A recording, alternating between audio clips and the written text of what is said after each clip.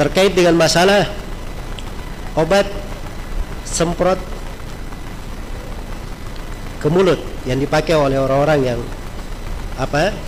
ada penyakit asma atau sinusitis. Ini kadang memakai semprot ya. Iya. Jadi dia adalah bentuk dari kaleng ya, atau bentuk dari botol. Di dalamnya ada obat cair. Iya. Obat cair ini mengandung 3 hal di dalamnya. Ada air, ada oksigen, dan ada sebagian bahan-bahan kedokteran. Ya. Baik. Jadi dia keluarnya nanti dalam bentuk semprot. Dalam bentuk semprot. Dia bukan tetesan-tetesan. Bukan tetesan-tetesan. Ya, kalau dia keluarnya dalam bentuk tetesan, semprotnya misalnya disimpan di mana begitu, akhirnya keluarnya menetes, dia telan, ini artinya dia menelan air namanya. Jelas ya? Tapi karena dia semprot, ini yang menjadi masalah. Ini membatalkan puasa atau tidak? Membatalkan puasa atau tidak? Baik. Ya.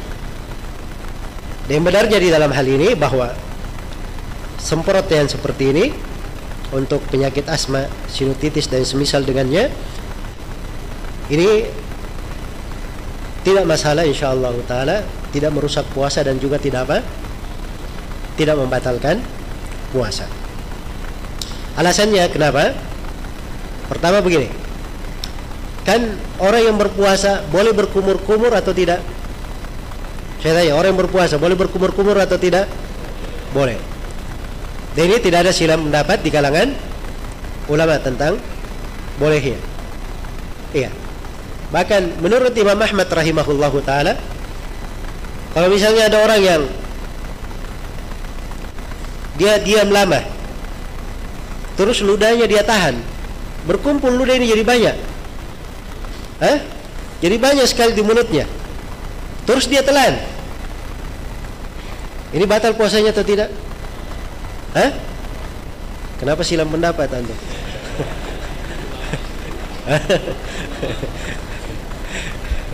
Baik.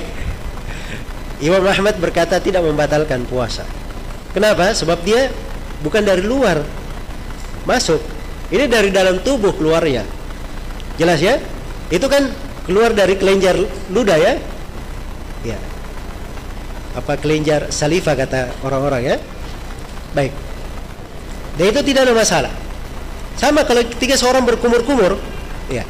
Ketika seorang berkumur-kumur, pengaruh air itu ada yang masuk atau tidak? Pasti ada yang masuk. Itu pasti ada yang masuk. Dia tidak masuk lewat tenggorokan, tapi mungkin masuk lewat kelenjar kelenjar ludahnya, apalagi yang di bawah lidah itu. Biasanya yang di bawah lidah ini lebih cepat masuknya. Ya. Jelas ya, tapi bersama dengan itu dianggap tidak ada masalah oleh para ulama. Karena ini adalah hal yang sedikit tidak disengaja. Bukan hal yang dimaksudkan. Dan itu tidak berpengaruh. Tidak berpengaruh. Maka dikiaskan sama dengan semprot itu. Ketika semprot itu cuma uap yang keluar. Iya. Jelas ya?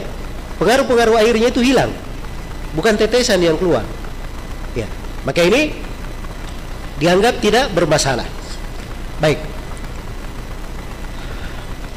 Dari sisi lain, kalau dikatakan misalnya, kan dia tadi ada 3 unsur mengandung air juga. Bagaimana airnya itu?